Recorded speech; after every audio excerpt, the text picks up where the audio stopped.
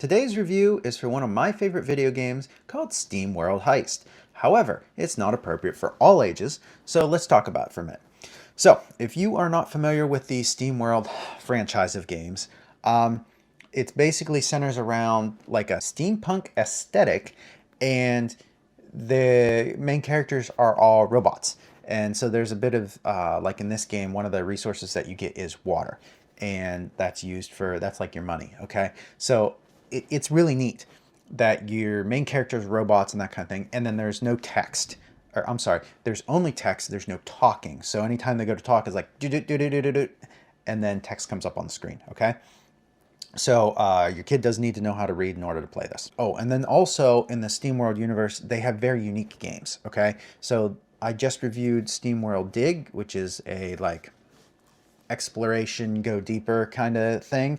This game is completely different. And that's what they do. It's the same universe, and there's like, if you played a previous game, there's a wink and a nod here and there to a different game that they've made, but you'll never know it if you didn't play the other game. But the mechanics itself is completely different. So same universe, completely different kind of game. So SteamWorld Heist is like this puzzly kind of game with a little bit of skill mixed in. So what you do is you are a crew on your spaceship, and then you go attack bad guys on their spaceship.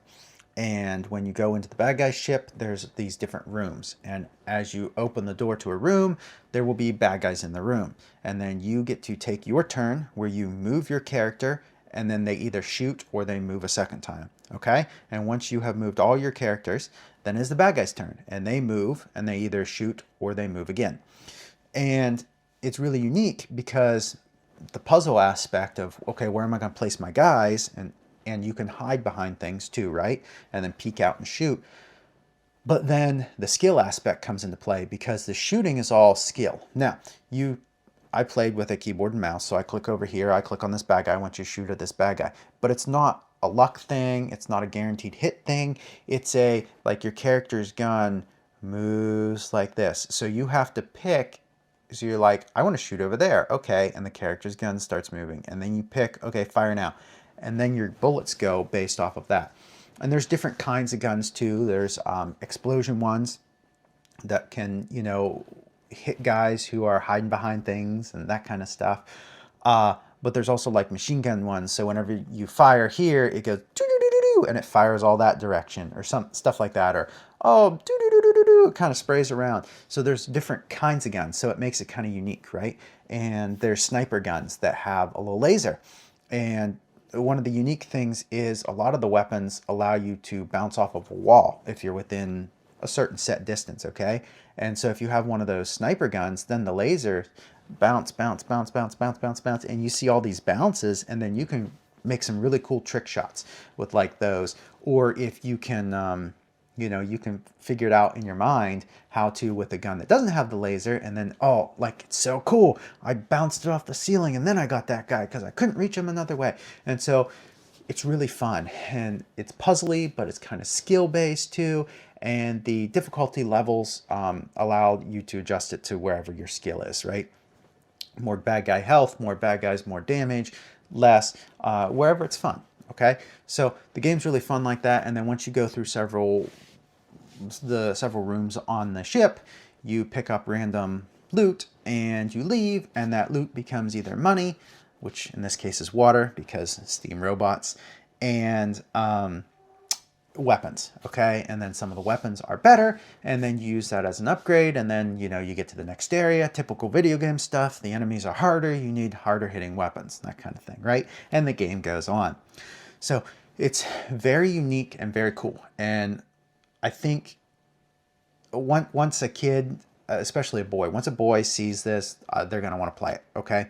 So the question is not, is it fun for my kids? Well, the question is it appropriate? So let's talk about the couple things that parents might have a hang up on.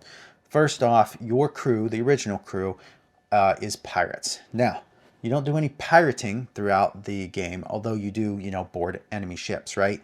You are like pirate turned good guy, turned hero of the universe. And so there is reference back to the piratey days. They do speak kind of piratey, some of the characters, okay? And including, especially one of the characters, there might be a swear. I can't quite remember. I don't think there was. I think it was all what I call swear replacement words, and there was a good amount. There was a large amount of swear replacement words in it. And again, it's written, not spoken, okay? And by swear replacement words, I mean like we see the D curse word and they swap in like dang instead, okay? Like one-to-one replacement. You know exactly their intentions, the same heart postures behind it, okay? As it was a swear, it's just using a word that's more socially acceptable. And I have a whole video that you can watch, I'll put a link up in the corner, about how we shouldn't be using those, all right? And how the Lord had really convicted me on not using those. So that's something to watch out for. The swear replacement words is just a thing that is through the entire text of the entire game. So there's a decent amount of text. There's not like crazy stories, but after every, like, say, third mission or something, they are talking. So it is common to see swear replacement words. Another thing to be mindful of is when you go to the different areas, and there are 3 main areas, that they all have a different bad guy faction, okay? A different faction that you're fighting. And each one, you go to a hub, and that hub is a bar, okay? There is liquor pictured in the background. You talk to the barkeep. You are there multiple times as you go back and forth, getting intelligence, occasionally grabbing a mission, and then they do sell upgrades for your character there. So your character does visit the bar, okay? Something parents need to be aware of. As for the 3 factions, I'm going to roll in some clips here as we go that you can see. The first one is, they call them the Scrappers. It's like the local bullies, the local gang kind of thing. And it talks about how they've been bullying residents and those kind of things, right? Stealing from them, mostly stealing from them, that kind of thing. Asking for tribute, those kind of things, right? Typical low-level gang stuff. Their leader they call a technomancer. Now, that is a reference to necromancy, which is a demonic practice. And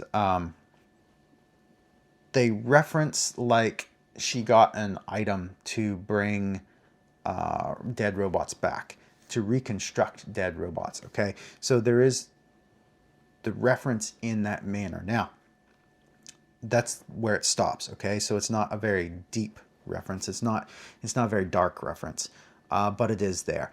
And some of the bad guy characters are like skeletons, but they're still robots. I know it doesn't quite make sense, but that's how it is. The second faction is, they call them the Royalists. It's basically the local government. Now, they're not a great local government, and you're basically leading a rebellion against them, okay? So that can be, you got to navigate that with your kids, right? We follow the government, okay? The Bible tells us to, follow the government and that kind of thing. But there have been rebellions in history, and those have been done for good reasons. So you need to just be mindful of who your kids are and where they're at whenever you're navigating that topic, right?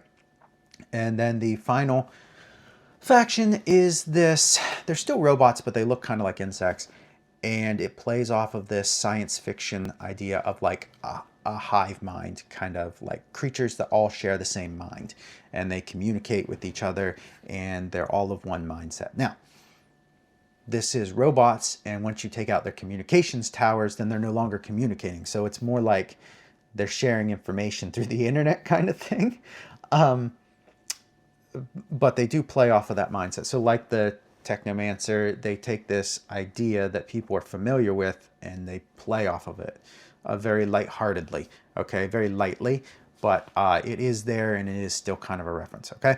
So those are the 3 factions. Also, there were a couple instances, or at least one that I'm going to show here, where there were humans in like test chambers or super deep sleep chambers or something in the background. So that it wasn't referenced in the story or anything like that, but it was in the background in the art in at least one place. So just so you're aware of that. And that's really about it that you need to be concerned about as a parent. Now, they obviously have guns too, so it is violent. And when the characters get killed, they explode into parts, okay? There are some hats that are aesthetic. that you can find on the different bad guys. And if you shoot just the top of their head and miss them, you can take the hat off, and then you can go collect the hat, and your robots can wear all these silly different hats, right? Most of them are very benign, but there are some ones that some very strict parents might have concerns with. I think maybe there might be a unicorn and like a dead goat and maybe like a wizard hat type of thing. Okay, so there are some things that again, very strict parents may be concerned of, but all in all, this is a very clean, very okay game for like teenagers, right? And I think kids, especially boys, are going to find this very appealing. So it just comes down to you as a parent. At what level is this acceptable for my kid to play with, to play, right? It is a single player game, okay? So there is no online or any of that. It's not something that's getting updated all the time or anything. It's been made, it's done, it's older. And it seems to run pretty well on a computer too. Kids often have lower end laptops and stuff. So I believe it should run pretty well on their, whatever machine that your kid's playing with. Like, you don't have to buy the latest and greatest just so your kid can play the school game, right? So it is really cool. It is really well made. Okay, it's fun to play. And the things to disagree with are quite small and quite light. But you as a parent need to determine, hey, when is this appropriate for my kid? But once you do, I think it's a really good game, and I think they're going to like it. It is one of my favorite games, and I've gone through and replayed over the years several times, and it's just fun to just hop in and play a mission for a little bit, and then you can just hop out, right?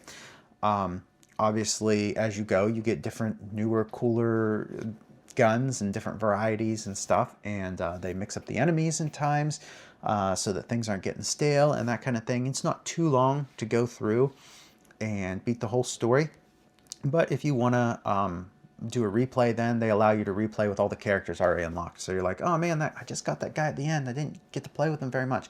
Okay, well, replay. You can change the difficulty too if you want, and then you get to use that guy from the beginning. So I think it's a nice little game. There is a good bit there to continue to replay. It's worth the money investment, and oftentimes you can find it on sale and a very, very cheap, reasonable price. I recently saw it in a sale whenever I was picking up some other stuff, and I think it was only a few bucks. Okay, so this one I recommend, but you as a parent, make sure you know what age it's going to be okay for your kids at, right? So thank you for watching this video. If you liked it, please hit the like button. Go ahead and consider getting subscribed.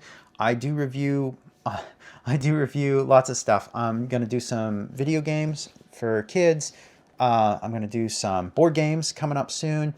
I try to hit all the new movies in the movie theater that are targeted for kids, looking for just lots of junk, because there's been lots of junk in them these days, right? And so I have those out, and I'm going to call out things like LGBT inclusion, swearing, even bad attitudes, and there's a lot of dark and demonic stuff these days in children's movies, video games, board games, and that kind of stuff. I'm going to call those out as I see it, as it comes up, and I'm not going to recommend stuff to your kids that have just some heavy, nasty junk in it, right? So you can subscribe for those. I also do Christian videos encouraging you to grow deeper in your relationship with Jesus, and some parenting videos as well. So if you'd like that, go ahead and hit the subscribe. Go ahead and hit the subscribe button. And until the next time, you have a blessed day.